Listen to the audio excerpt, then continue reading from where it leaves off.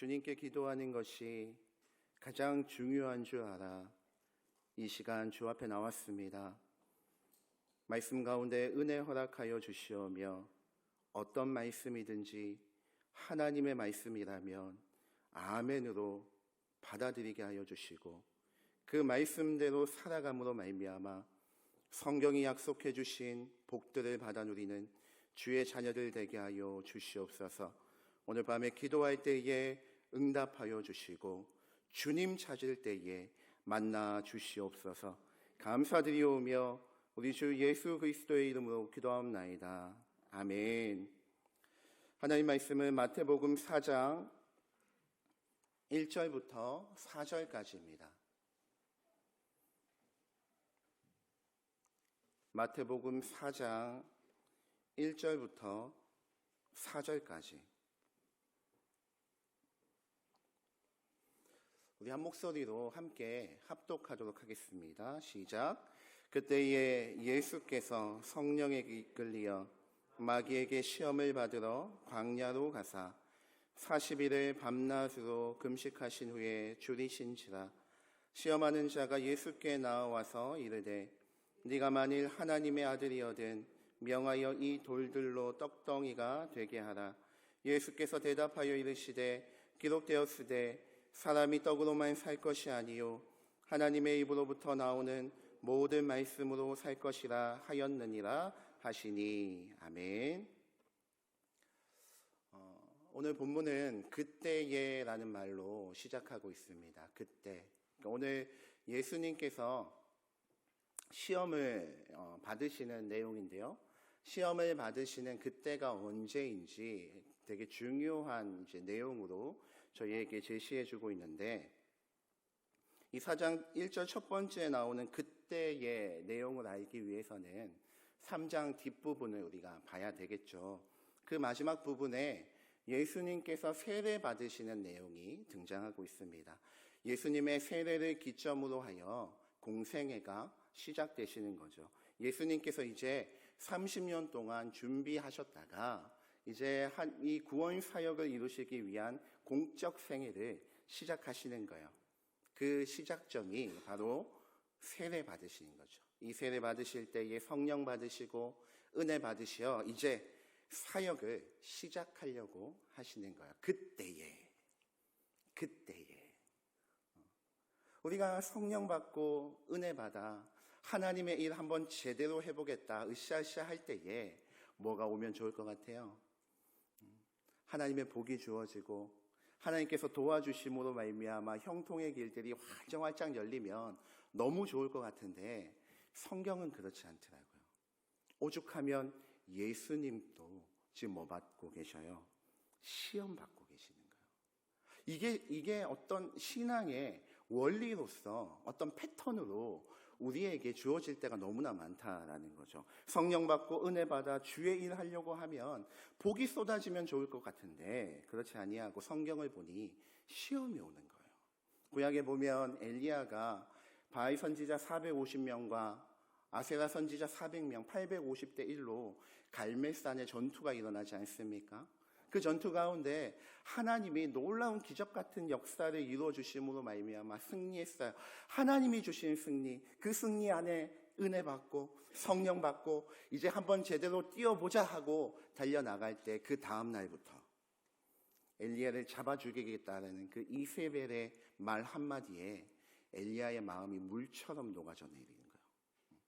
성령 받고 은혜 받고 하나님 부어주신 놀라운 역사들을 경험하고 이제 그 역사 힘입어 한번 주의 일 제대로 한번 해보겠다, 달려나가 보겠다 결단하고 결심했는데 이세벨의 말 한마디에 마음이 물처럼 녹아지는 거예요. 시험이 오는 거예요. 그래서 참 엘리야가 참 재밌어요. 그 여인, 한 여인의 물론 왕후였긴 하지만 그 한 여인의 말 한마디에 850대 1로 싸우던 그 담대함은 어디로 갔는지 다 사라져버리고 도망가는데 부엘세바로 도망가요. 부엘세바는 단에서 부엘세바까지라는 말이 있을 정도로 우리는 백두에서 한라까지 이렇게 표현하죠. 가장 북쪽이 백두산이고 가장 남쪽이 한라산 아닙니까? 가나안 땅은 단에서 브에세바까지 이렇게 표현하거든요. 가장 남쪽 지역, 그 브에세바 지역까지 도망갔다가 아니요, 마음이 더 불안해요. 안 되겠다. 더 도망가자. 그래서 브에세바를 지나 광야길로 가지 않습니까? 가다가 그 이상한 나무 하나 있잖아요.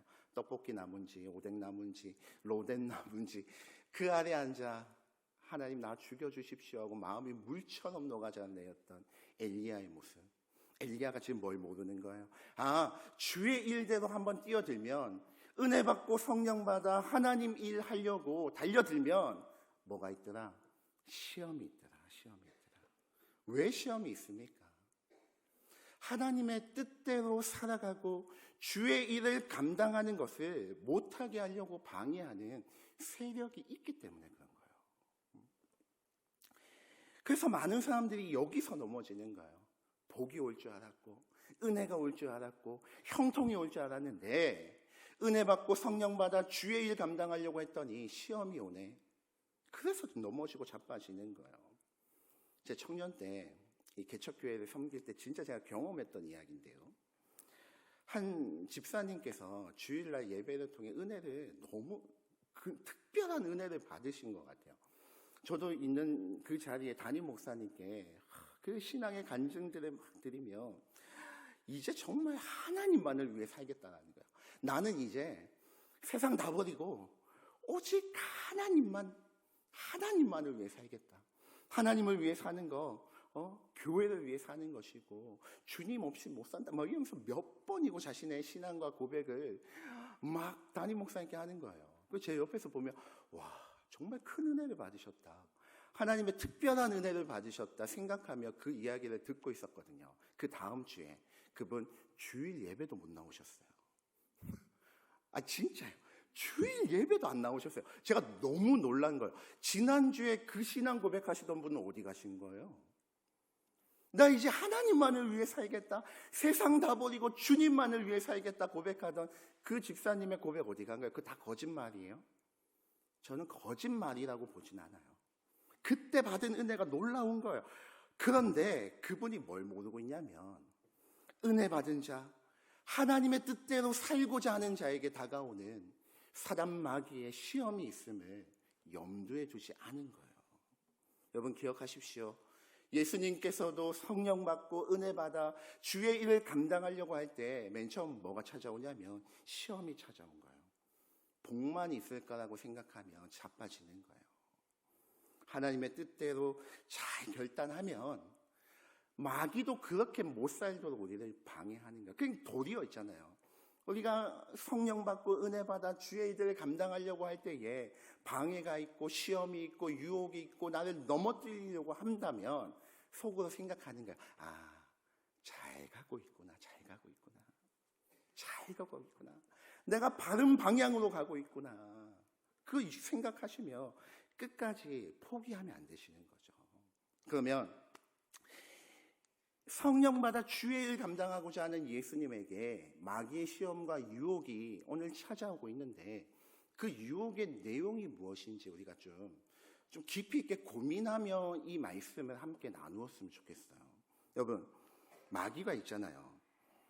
유혹의 대가예요. 유혹의 대가. 여러분, 그동안 얼마나 많은 신앙의 선배들을 유혹했겠습니까? 얼마나 많은 그 선배들을 넘어뜨리려고 머리 쓰고 유혹하고 시험하고 했겠습니까? 이 많은 데이터가 쌓여가지고 가장 효과적이고 가장 넘어뜨리기 좋은 시험이 뭔지 누구는 알고 있어요. 마귀는 알고 있어요. 그리고 그 시험의 대상자가 지금 누굽니까? 예수님 아닙니까? 이게 최선을 다하지 않으면 안 되거든요. 그래서 대충 시험하지 않고 최선을 다해 어떻게든지 은혜 받고 성령 받아 주의 일 감당하고자 하는 예수님을 넘어뜨리고자 지금 다가왔는데 그 첫 번째 시험의 내용이 무엇이냐면 오늘 함께 읽었던 내용이라는 거예요. 2절 보십시오.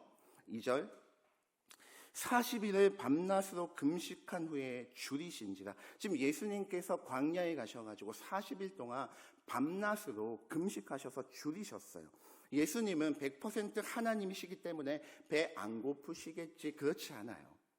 우리 예수님은 100% 하나님이신 동시에 100% 인간이시기 때문에 성경은 우리 예수님께서 줄이시고 또 피곤하시고 때로는 울기도 하시고 때로는 너무 피곤해서 주무시기도 하셨다 이렇게 표현하고 있잖아요. 그러니까 지금 40일 동안 밤낮으로 금식함으로 말미암아 너무 배고프신 상태예요. 3절입니다. 3절 같이 한번 읽어볼까요? 이 사단 마귀가 어떻게 유혹하는지 3절을 통해 한번 같이 한번 읽어보겠습니다. 시작.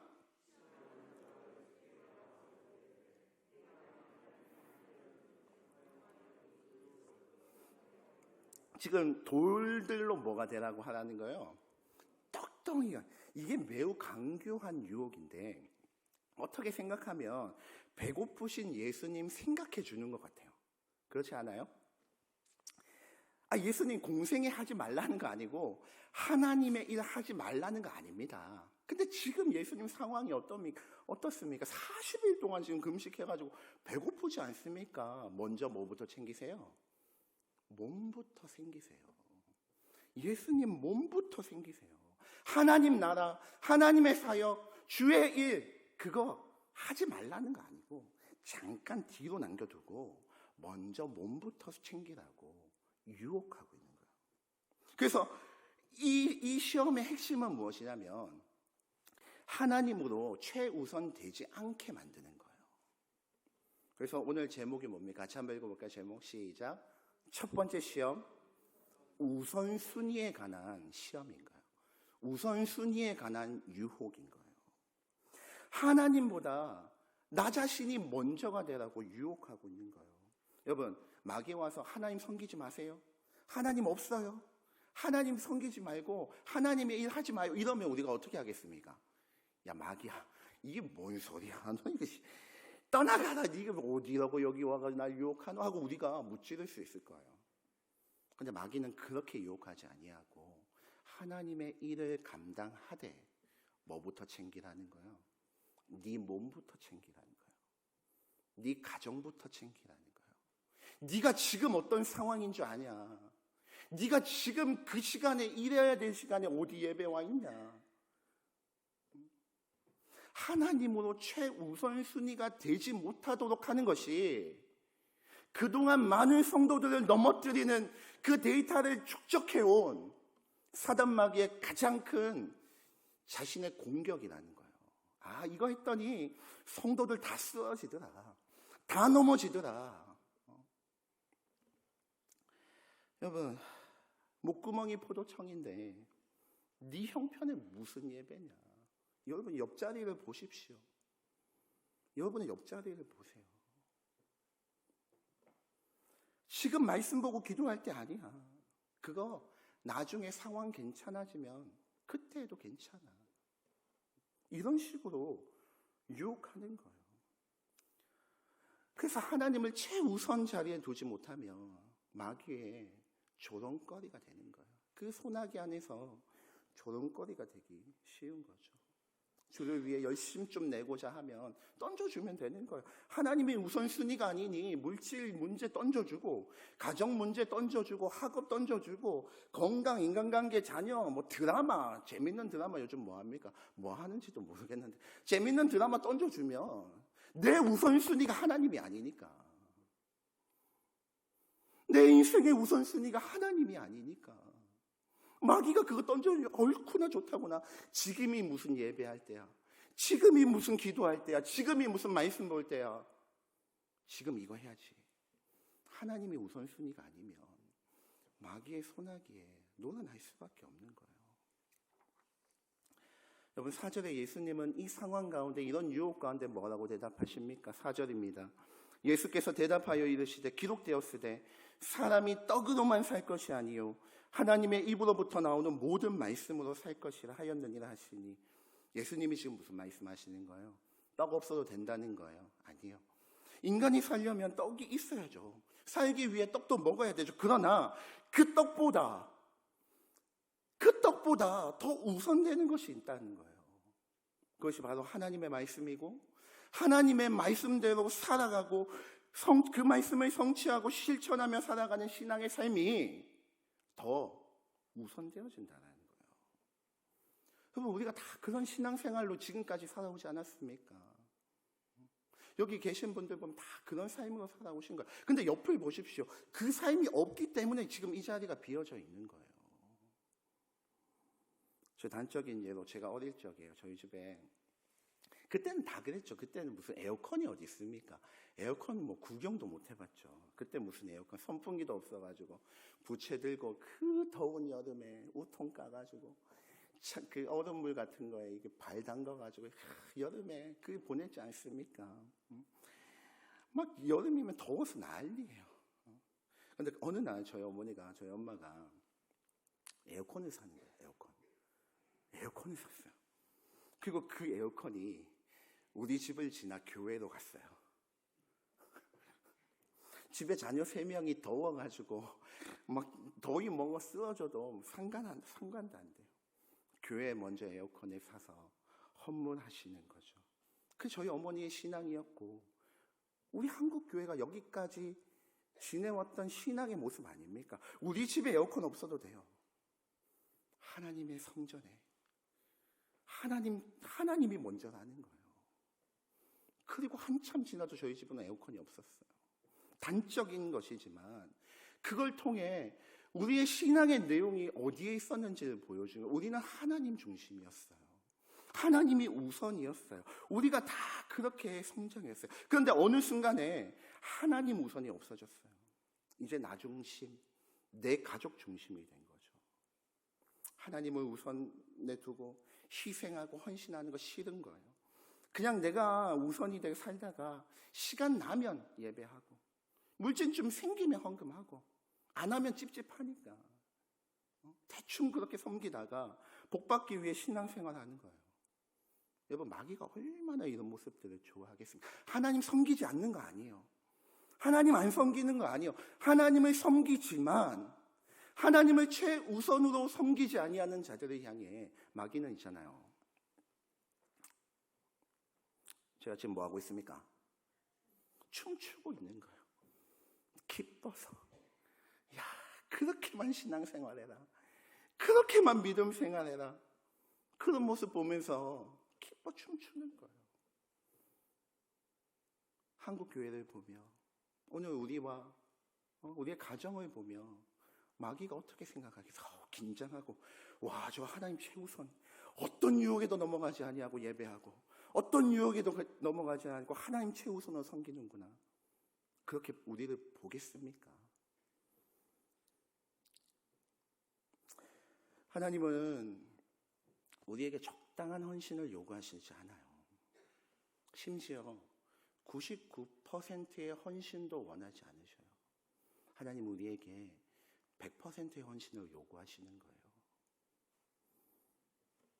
하나님을 삶의 최우선순위에 두지 않고 어떻게 100%의 헌신을 하나님께 드리겠습니까? 오늘날 하나님 앞에 헌신하라고, 하나님 앞에 그렇게 살면 안 된다고, 예배 자리를 지키라고, 기도와 믿음의 삶들에 더 헌신하고 봉사의 삶 가운데 애써달라고 말도 못해요. 말도 못해. 말하면 기분 나쁘다고, 다른 교회 가겠다고. 그게 무기가 돼가지고, 성도들의 무기가 뭐냐면, 목사님 저 기분 나빠요, 다른 교회 갈게요. 이게 무기가 돼가지고 있잖아요. 뭐 어떻게 하면 다른 교회 가겠대요. 여러분, 하나님의 뜻대로 살라고 이야기하는 사람이 잘못입니까? 하나님이 최우선이 안 되니까, 하나님이 내 인생 가운데 1순위가 아니니까 권면도 안 받아들이는 거예요. 내가 1순위고 내 가정이 1순위니까 내가 기분 나쁘면 그거 다 잘못된 거예요. 여러분, 저는 오늘 말씀을 준비하며 제 마음이, 저도 마찬가지, 저도 하나님 앞에 정말 너무나 부끄러운 모습이었고, 이러면 안 되겠다, 이런 생각들 좀 많이 들었거든요. 여러분, 마귀가 예수님을 시험하는 그 첫 번째 시험의 내용은 하나님 섬기지 말라는 거 아니에요. 하나님은 섬기되 하나님을 1순위에 두지 말라는 거예요. 네가 더 먼저라는 거예요. 많은 성도들이 여기에 속아서 자기는 신앙생활 잘하고 있는 줄 알아요. 옆 사람하고 비교하면 내가 조금 낫거든. 그럼 나는 그래도 나는 괜찮아, 나는 신앙생활 잘하지라고 착각하고 속으며 그렇게 신앙생활하고 있는 거예요. 우리 예수님은 떡보다 더 중요한 것이 있다라고 우리에게 말씀하고 계셔요. 하나님의 말씀과 그 말씀을 실천하고 살아가는 것보다 더 중요한 게 없는 거예요. 여러분 성경 조금만 뒤로 넘기셔서 마태복음 6장 33절을 함께 읽고 말씀을 마치고자 합니다. 한 2장 정도 넘기면 있을 거예요. 마태복음 6장 33절 같이 한번 읽었으면 좋겠습니다. 시작. 그런즉 너희는 먼저 그의 나라와 그의 의를 구하라. 그리하면 이 모든 것을 너희에게 더하시. 할렐루야. 믿으십니까? 진짜입니다. 하나님이 1순위가 아니면 이 말을 성경에서 지워버리고 싶을 거예요. 한 번 더 읽고 말씀 마칠게요. 시작. 그런즉 너희는 먼저 그의 나라와 그의 의를 구하라. 그리하면 이 모든 것을 너희에게 더하시리라. 찬양하도록 할게요.